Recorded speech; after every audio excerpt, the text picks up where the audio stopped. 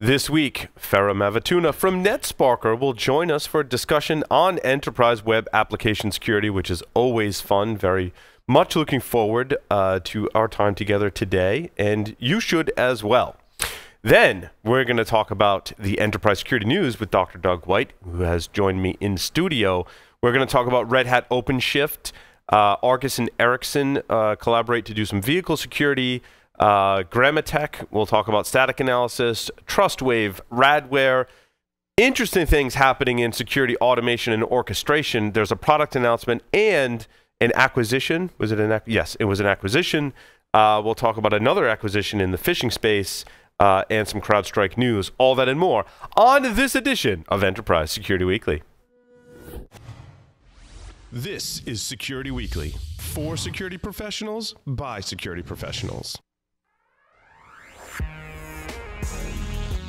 Broadcasting live from G-Unit Studios in Rhode Island, it's the show where we talk security vendors and aren't afraid to name names. It's Enterprise Security Weekly. The teleprompter now has artificial intelligence, Doug, and updates itself. It's awesome. This week, and talk about them as it relates to enterprise security. You're gonna do great. I think that people think that you and I talk like every day at night. You know, It's like, hey, what are you doing? It's kind of a bit of an exhausting week, and I think that we noticed that a little bit in the stories for this week as well. Stop attackers from domain credential theft and lateral movement with a 99% success rate by using artificial intelligence to control the attacker's perception of the environment. Javelin Networks is the world's first endpoint intrusion containment platform to protect domain networks. Javelin detects targeted attacks and breaches by obfuscating Active Directory, domain controllers, domain identities, domain credentials, and all domain resources. It only takes one compromised machine to jeopardize the entire organization. Don't be a victim. Visit javelin-networks.com and request a demo of AD Protect today. Are you worried about PCI compliance? Does your development team understand or care about security? Are you ready to face a breach of your customer's sensitive data? See the worst that can happen before it does. Black Hills Information Security can help you help management see the future. Email consulting@blackhillsinfosec.com to find out how a web application penetration test can mitigate the risk before you go live. Minerva Labs stops malware that traditional antivirus solutions cannot block. Minerva works with your existing anti-malware tools to stop evasive threats by deceiving them into a dormant state, dramatically increasing your rate of prevention. Minerva's solution does not require ongoing care and feeding and will not get in the way of business users. With Minerva, adversaries have to pick their poison, implement evasive tactics and get caught by Minerva, or don't employ evasion and get stopped by AV. To learn more and request a demo, visit minerva-labs.com today. Welcome, everyone, to Enterprise Security Weekly, episode 81. I'm your host, Paul Asadorian, and this is, in fact, February 28th, 2018. I am here in G-Unit Studios with none other than Dr. Doug White, the Director of Cybersecurity for Roger Williams University and the illustrious host of Secure Digital Life, our program. Yes, our program on the network for those getting into the field of information security. Right. And Doug is so smart and so illustrious that he appears on sexy too, on every single show on the network, except for we found out not on Stogie Geeks. I know, I'm not on Stogie Geeks, so I'm gonna have to be on Stogie Geeks and express my incredible lack of knowledge of cigars. You know, they're like, Doug's just like, I just like to smoke cigars. Yeah, they're like, we rolled up these old socks, and it's like, yeah, all right, man, I'm good to go. You know, there's nothing wrong with that. So welcome, Doug. Yeah, thank you for having me, as ever. It's always exciting to be on Enterprise Security Weekly and talk about enterprise. You know what else is exciting? We have 3 conferences coming up. That's true. The first, I think it's the first one. Let's see if I can do these in order. I don't know when Secure World Expo is, but let's talk about InfoSec World briefly, Doug, because you'll be there at InfoSec World. I'll be there at InfoSec World, as well as some other Security Weekly folks, March 19th through the 21st. OS18-SW is your 15% off discount code for that. It's in Orlando, Florida. Doug will primarily be doing the interviews. I will primarily be working the floor, talking to vendors for content and, of course, sponsorship and, our analyst work as well. So come by and win prizes and all that kind of fun stuff. Yeah. And talk to us. That's going to be fun. I'll report back on the vendors that I'm talking with on that show, at that show, and at Secure World Expo.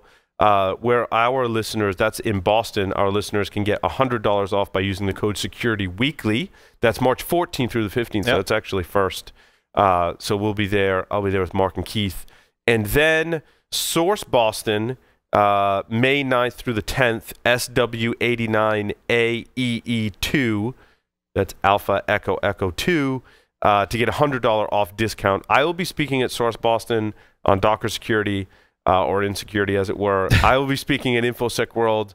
My talk title is All Good Things in Enterprise Security Are Free, sometimes. So that's kind of interesting. I'll be talking about Security Onion, probably some Docker stuff, some DNS stuff that I'm continuing to work on. So make sure you check that out. I won't be speaking at Secure World Expo, but we'll be doing a video series. So that is our conference circuit that will be happening soon. I would like to now introduce Ferruh Mavituna from Netsparker. Ferruh, welcome to the show. Thanks, Paul. It's nice to be here again. So, Ferruh, tell us what's happening at Netsparker recently, as you haven't been on the show in a while. So, fill us in on the latest happenings in application security and all things Netsparker. Right. What we are doing, we have been focusing a lot of scanning in scale. Right. One of the biggest problems that I've mentioned before in the show, and I think it's quite obvious to anyone who is dealing with enterprise level, big organization securities, we kind of know how to secure a couple of websites, maybe 5, 10 websites, but when it comes to hundreds, thousands, that's a huge problem. So that's what we've been focusing in Netsparker. With Netsparker Cloud, scalable, but also actionable and actually scalable to that works. That's what we are doing. So you can scale and scan 1,000 websites, and you can act on it like very next day almost, right? Start immediately getting results and automation of the whole process.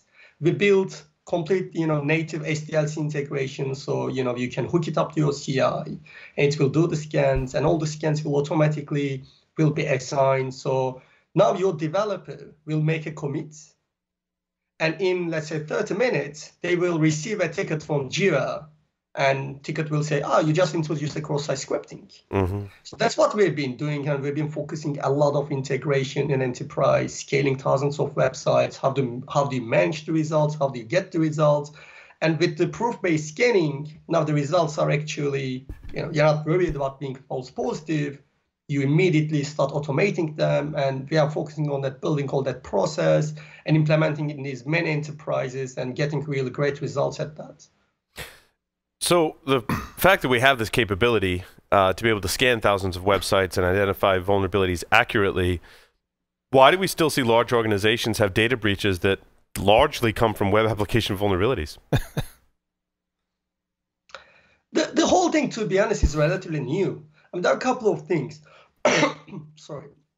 So first of all, we in Netsparker, we are pioneering the whole proof-based scanning, meaning the results you are getting from your scan comes with a proof. So when you get a result, if it's a SQL injection, you actually get the database name in the report. So now you know it's real, and it's not fake, it's not false positive, it cannot be false positive. So this is unique to us, and you don't see that in any other vendors, and it's very relatively new as well. And we're getting the connection. I'm breaking up maybe a little bit. Yeah, it sounds like it's breaking up a little bit. Hopefully it catches up with itself. As I think in preparation for this interview, you said you had a story about a real live hack and some of the web application issues that led to that incident.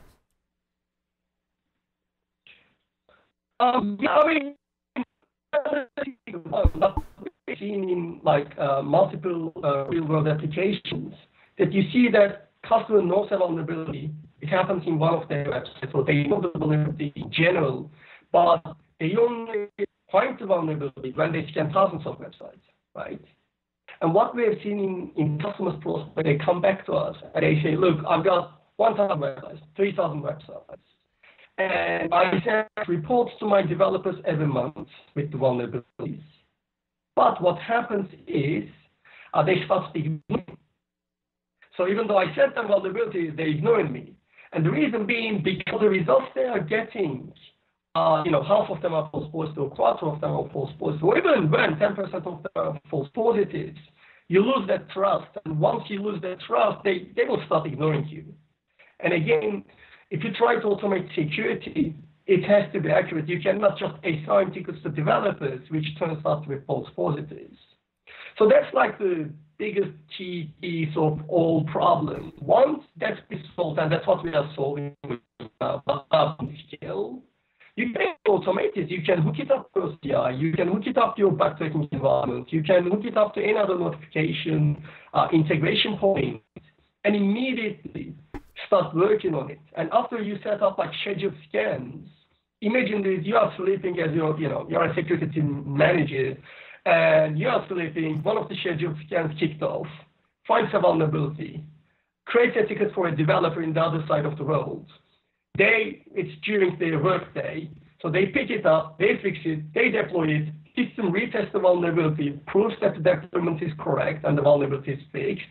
And when you wake up, you look at your results and you see one of the websites reported a vulnerability and already fixed by the time you wake up. And you couldn't have done that because you can only do that if you can trust the automation. And we don't have no trust in any of our security automation. That's the biggest problem we are facing today.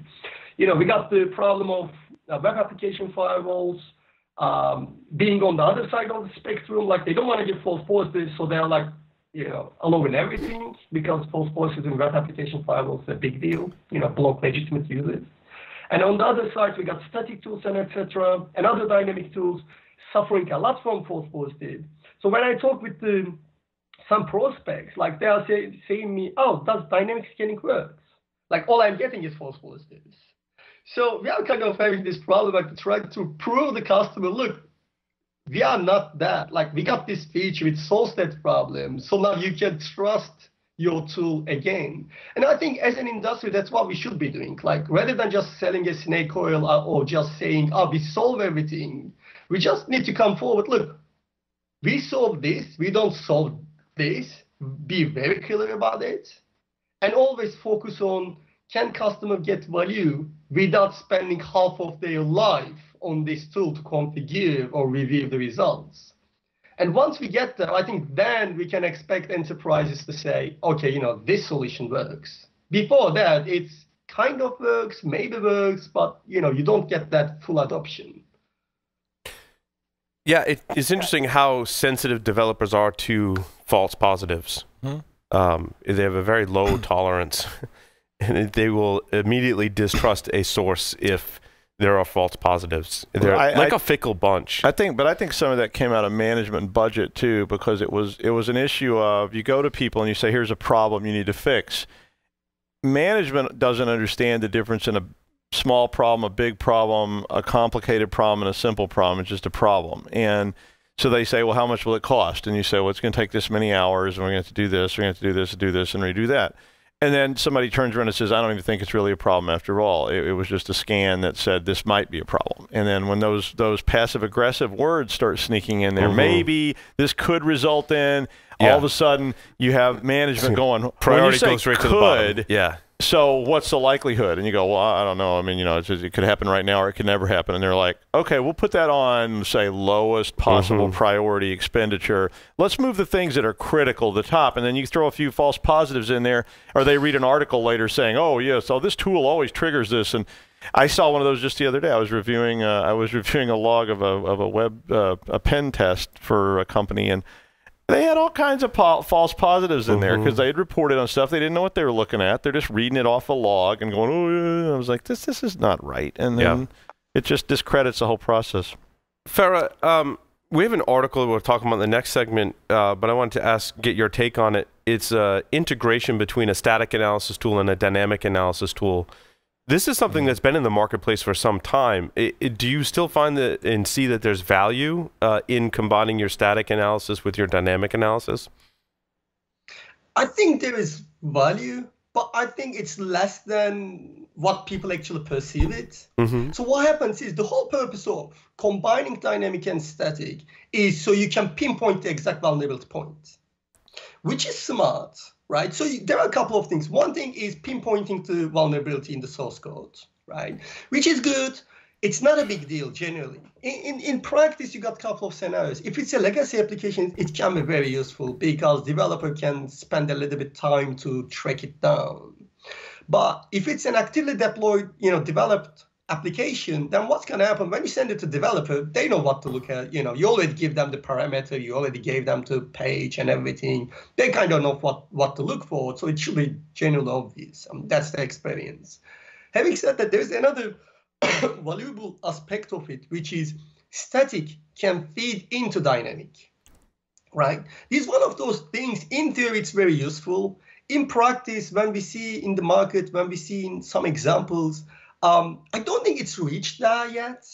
So I think we will see it eventually. It has to go there. And the static tools can effectively feed dynamic tools about what they're supposed to crawl, what they're supposed to test, what they're supposed to check. And the good thing about it, this can actually expose hidden parameters to dynamic tools. I mean, keep in mind, a dynamic scanner will not find hidden parameters, something like ABC admin equals true.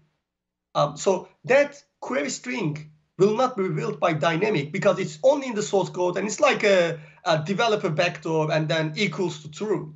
So in theory, you can find it in brute force, but in dynamic, you're not going to brute force that much.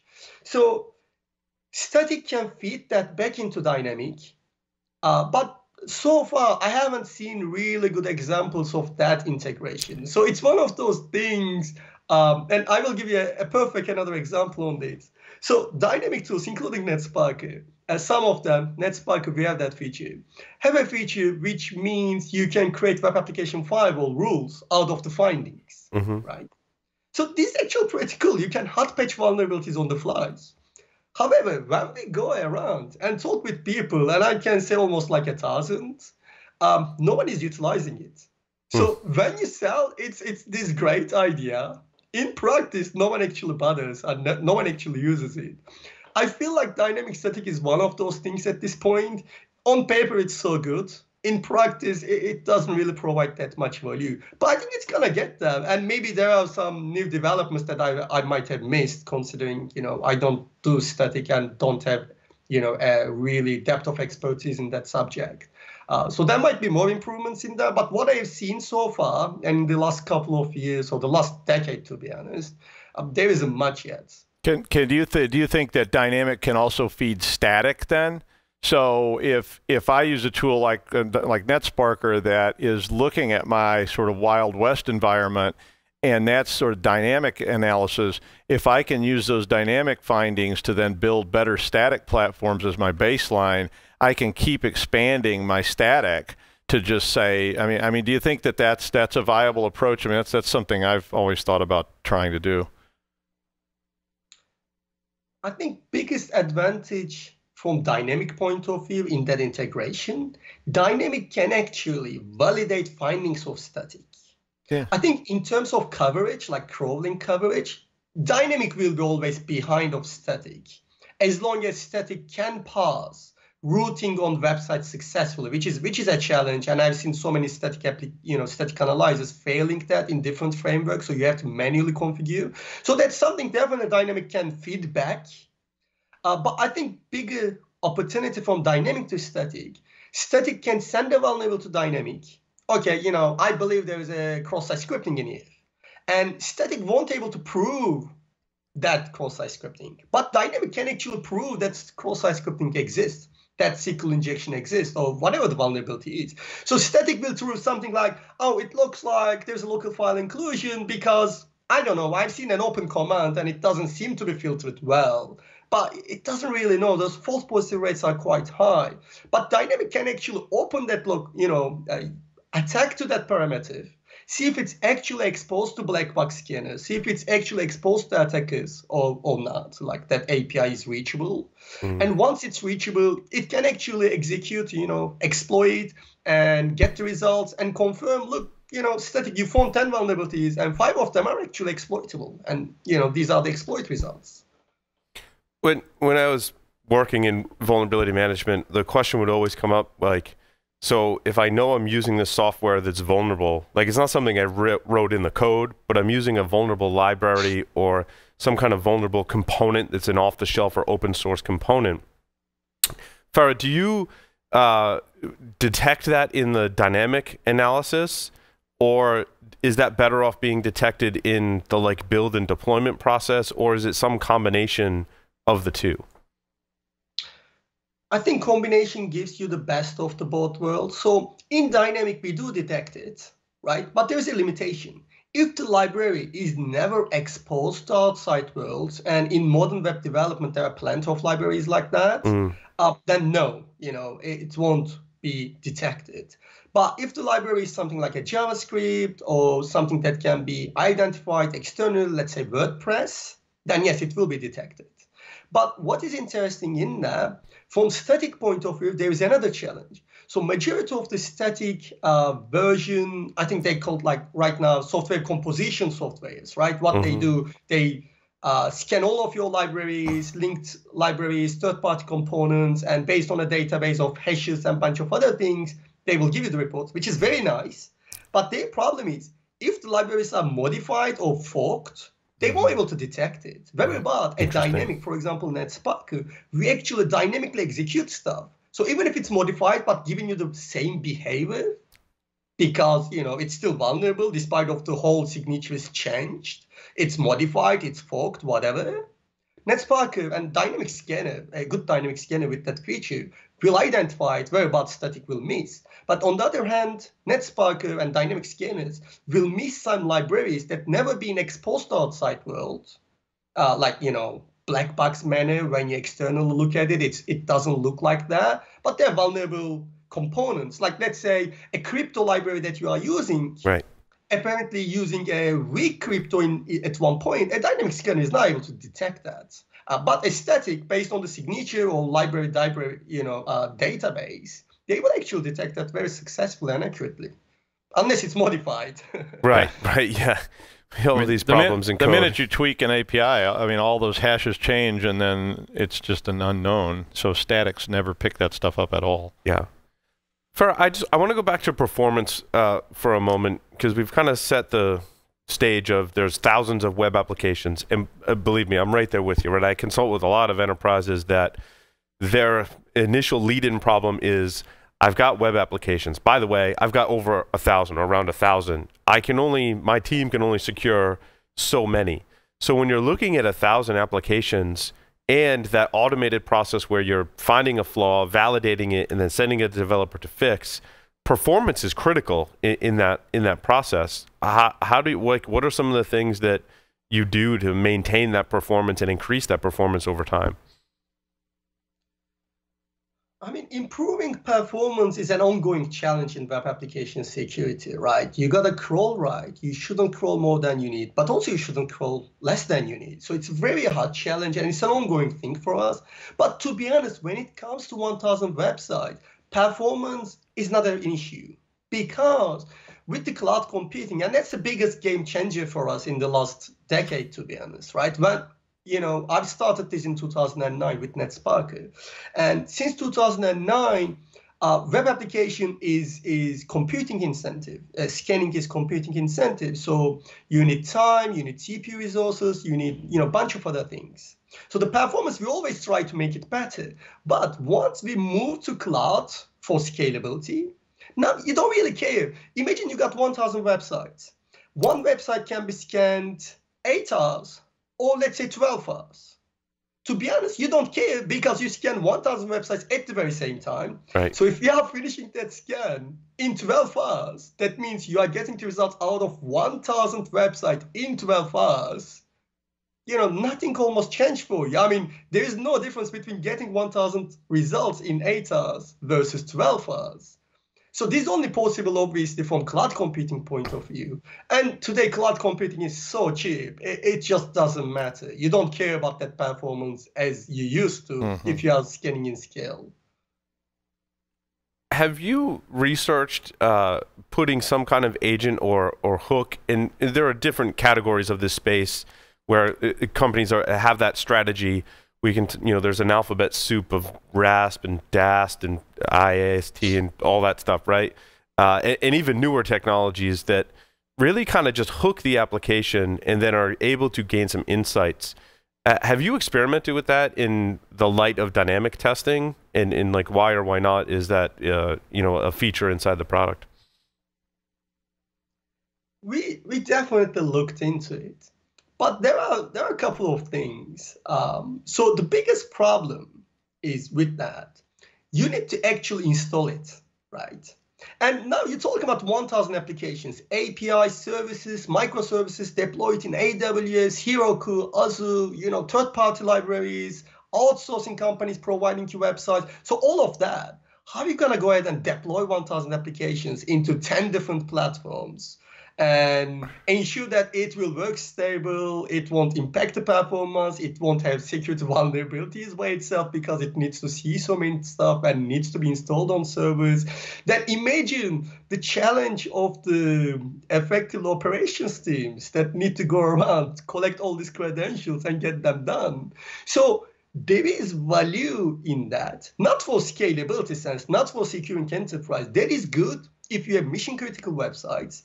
And if they are fairly on the similar platforms, you can add that and it will give you a boost, kind of, right? And originally, companies started to provide them mostly to address false positive problem, right? Because no one solved the false positive problem. And they're like, okay, what's the next step? How do we solve this next false positive problem? And they did. And they say, okay, install this to your server, and then we will actually watch the APIs. And there's advantages. They can catch some vulnerabilities, that dynamic might have missed. But today, with our solution, for example, we already solved the false positive problem with exploiting. And that's what you do as a black box pen testers. And when I have this kind of discussions, I always say, look, I'm coming from personally black box pen testing culture. I see the looking at the source code as cheating. It's the part of the joke, obviously. You get it when you use it, and you will utilize the most of it. But if you're a pen testing team, and if you're testing a customer without a source code, which is quite common, then you can still prove a vulnerability exists or not. If the scanner cannot do it, that's scanner's problem. It's not a technological limitation. It can be done. We are doing it. And solving that by, imagine you're a pen testing company, you are testing one of your customers, and then you send them an email. Oh, could you send me the source code of this file? Because I'm not quite sure if there's a vulnerability. Or could you install this to your server so I'm going to check whether there's a vulnerability in there? So you're not, that's not going to fly. So if you have, let's say, 10, 15 mission critical websites, and there's a feasible approach for you, there can be benefits into installing that. But we believe, especially for scalability point of view and the practicality point of view, there's not much value in that. If you want to do it in 10,000 applications, 1,000 applications in a real-world organization, it's just not a feasible approach. It can be only deployed for 10, 15 mission critical, and that's only the value you're going to get out of it, which is not necessarily bad. So many companies still need that, but not for scalability. It just doesn't work in real world. Yeah, there's always that kind of cluster of mission-critical applications. And then when you think about where web applications could live outside of that, I think that what you're saying, Ferruh, is like you need a dynamic scanner to go reach out to all of those other places, because you may first not even know you have web applications out there. And then as you discover them, there's going to be a percentage that you really just can't hook because it's on an IoT device, it's on a vendor provided. I mean, there's a lot of different scenarios. And then there's that core set where you're like, yeah, I can do some extra stuff. But it's also nice if you're going to have a dynamic scanner, have it test everything. And there's a coming day, which is I call the cascade of coding, where apps are going to hook other apps, which are going to hook other apps, which are going to hook other APIs, and I think that's going to reach a level of complexity that it's going to be very, very difficult for somebody to sit down and say, here's the design, because all of a sudden you're going to have this piece was pulled in from there, but that piece is pulling those pieces from up here, and those pieces all pull from other places, and suddenly it's not 1,000 apps. Suddenly it's 10,000 or 100,000, and you don't even know what all of them are. So you're going to have some kind of dynamic capability in order to go out and hit all that stuff, because there's just no way you could staff for it. I mean, it would take you forever, and you could just never do it. And then it changes tomorrow because somebody on app sub-level 15 puts an update on there. and you don't even know that update happened. It's just you're accessing features of that remotely through many tiers of code, and it's going to be, phew, it's a nightmare. Absolutely. Ferruh, exactly. You ahead. just need to be realistic. You just need to be realistic when you manage that kind of website, that amount of websites.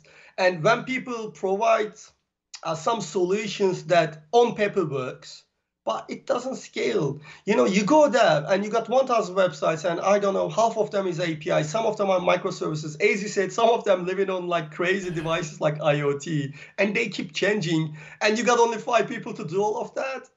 Then you need to just look at yourself and say, okay, you know, what I can do reasonably well in what kind of frame. Then you move your mission critical, separate them out, and your mission critical, yeah, by all means, hire external parties, spend a lot of resources, ensure that they are good. But all of these other 980 applications, you still need a solution for them. And that solution need to scale and need to, you know, give you good results. And that's the realistic aspect of it. And what you said about like, you know, cascade of applications in real world, I'm started to see that for the last 2 years, especially so often. And with the microservices, I would say the rise and almost dead today. There are like so many companies out there. Oh yeah, we got microservices, which meaning I've got like 150 APIs, which I have no idea what they are doing, kind of. Right. And wait till you try to sell that to upper management, and who is still living in a world thinking there's a flow chart that describes this piece of code that we wrote.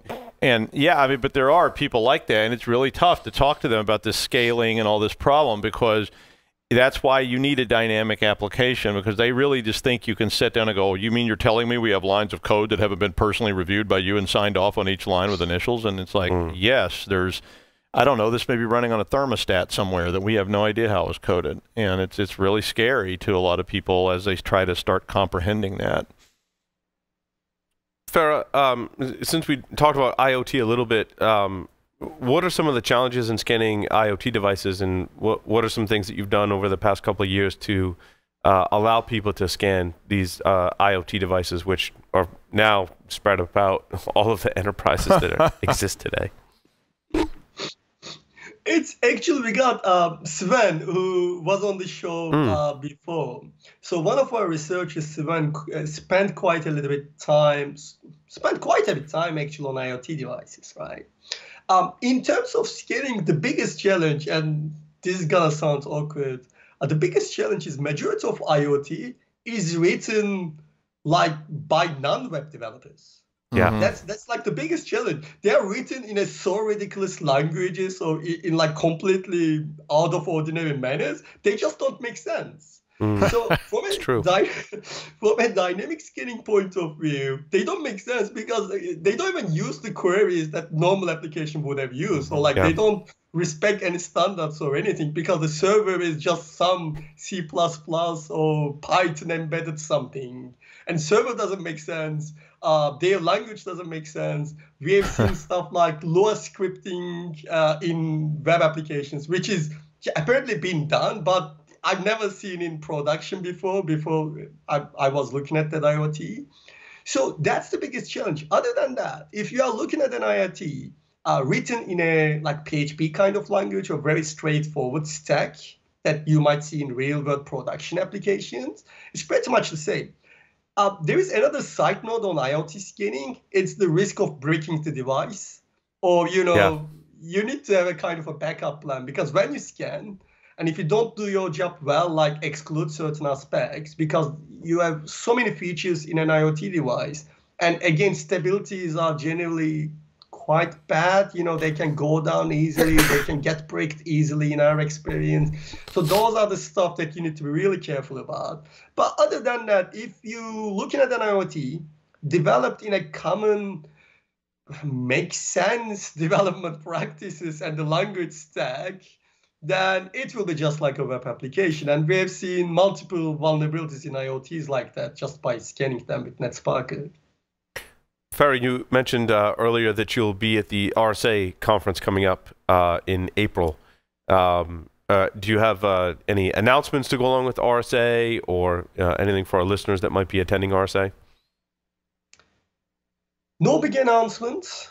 We will be focusing a lot about Netsparker Cloud, which is our enterprise web application scanning solution. And it's not like just the scanning, it's actually the whole process. We got this 4-step process, and we switch companies from, I don't know what I am doing, to I know how my application security works stage. So, it's like, here is the tools, and here is the book that you need to follow. Now you can actually take care of those 10,000 web applications. This is the best practice that we are pioneering majority of it. And also we got so many customers having massive success with it and solve their problem. So we will be talking about that in RSA, and I will be there personally as well. I would be happy to, if someone comes around, talks about application security challenges, especially in scalability issues. I would love to hear and, share my experience with application scanning in general, as well as scalability and how to automate scanning thousands of applications. That's awesome. Yeah, I know there's a lot of vendors. Well, almost all the vendors in security will be at RSA. Yeah, it's a very crowded venue, but make sure you stop by and chat with Netsparker. Now, will Sven be at RSA? He won't. No. No. Okay. Sven is extreme. Yeah. I don't know if you've seen Sven on Paul's. Yeah. Extremely talented web application security person. So, but you get some FaceTime with Ferruh if you're visiting RSA, which is awesome, and talk about some of these issues and how Netsparker can help you. So, Ferruh, thank you so much for appearing on this episode of Enterprise Security Weekly. Thanks a lot, Paul. Thank you. And with that, we will take a short break and come back with the Enterprise Security News. So stay tuned.